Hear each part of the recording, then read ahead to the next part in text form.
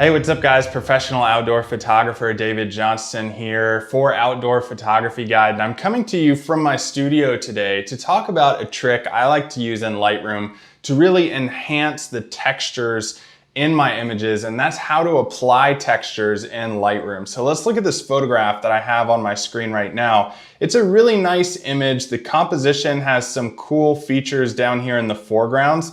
All these wildflowers that are growing in this field leading up to some trees back here that are framed up near the top of the screen. So one of the things that I like to do is further enhance my foregrounds by adding more texture to them, because they're the features that pull you into the frame. First, let's just make some basic adjustments here in this photograph. I'm gonna add some more contrast.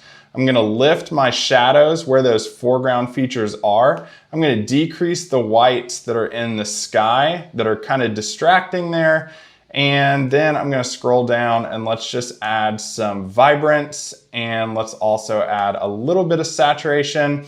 And then lastly, I'm gonna scroll down to my hue, saturation, and luminance sliders. And I'm just going to add a little bit more of this green luminance here that I can use further. So what I want to do here is, again, add texture to my foreground, because the foreground is really what I feel like anchors the image to the bottom, but also pulls you in to explore the woodland scene. Let's see how to do that. The first way, and is probably the most popular way, is this slider right here. This is the clarity slider. So I can pull up clarity, and if I go all the way, you'll see it really impacts colors as well. So you don't want to drag it all the way up. You want to be really judicial with this slider and get it to that realistic point. So I can just scroll down until I see a point where it still looks realistic and it's added some texture down here into the foreground. If I zoom in, you can really see a lot of those details on the leaves pop of those wildflowers. Now there's another way you can do this, and that's with the actual texture slider. So what I can do is come down here under the presence section and just increase my texture.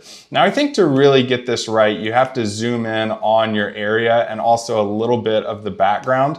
So we'll just get some of these foreground elements and the trees as well. And I'll just increase my texture all the way to 100 until it looks unrealistic, and then I'll slowly drag it down until it does look realistic, probably about a 14 or 15 in this photograph. And there we have it. We have more texture added to this image. Now, if you don't want to add texture to the entire image like we just did here, we did and we could, because there's a lot of elements and clutter within this forest scene. But if you were photographing something like a sunrise or a sunset, you have some clear negative space in there where texture might not look great. If you want to fine tune that, you can always come up here to the adjustment brush and click that, and then increase your texture and your clarity sliders and just paint within your photograph where you want those to be. And once you have that painted in, all you have to do now is slide these around and find that good fine-tune adjustment point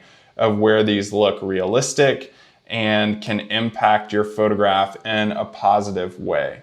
So these are just a few ways you can use the texture and clarity sliders. You can also just fine-tune these and add these to the very tips of these wildflowers and get them looking really nice. I'm gonna hit done. And there's my finished photograph of this woodland scene with a nice foreground, and just a really simple and easy way that you can quickly add a lot more texture to your images and bring up some of that flat look that a lot of images can have, and a way that you can fine-tune those details for better photographs.